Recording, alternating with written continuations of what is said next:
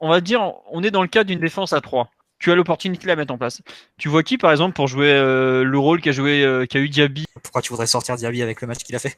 Ouais, non, non, pourquoi pas. Bah, je sais pas si tu te retrouves face à une équipe entre guillemets vraiment d'expérience ou Non, autre. mais j'ai compris ta question, Philo, mais après, c'est dur d'y répondre comme ça.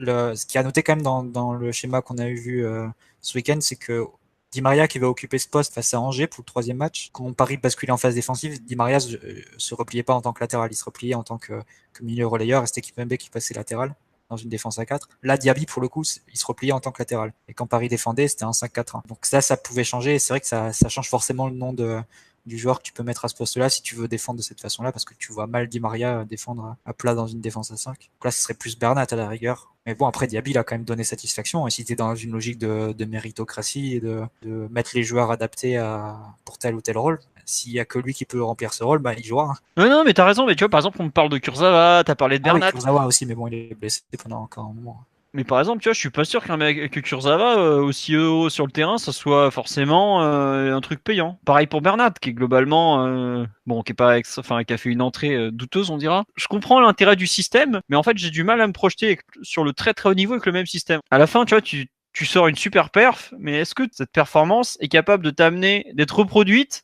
avec des joueurs un peu que tu changes légèrement à un autre niveau? Et en fait, c'est un peu ça qui m'empêche, je trouve, de sauter au plafond, quoi.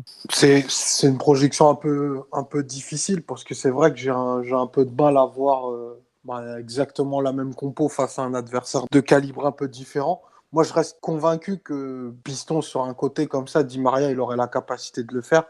Et même parce que dans le match de samedi, défensivement, il a été vraiment hyper bon dans l'agressivité et tout. Donc, même dans une défense à 5, fermer le côté, c'est dans ses capacités, c'est l'aptitude. Et je pense il est tout à fait en capacité de le faire.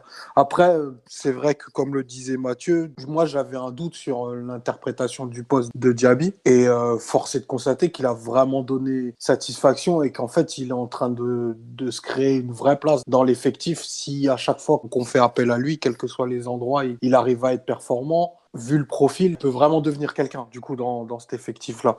Donc, j'ai un peu de mal, comme toi, à voir ce système-là perdurer. Il y a des adversaires qui pardonneront pas. Enfin, j'imagine pas ce système-là contre Liverpool, pour reprendre cet exemple.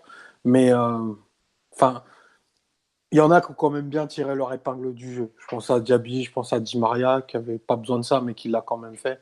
Donc, voilà, à revoir avec appétit et intérêt, je dirais.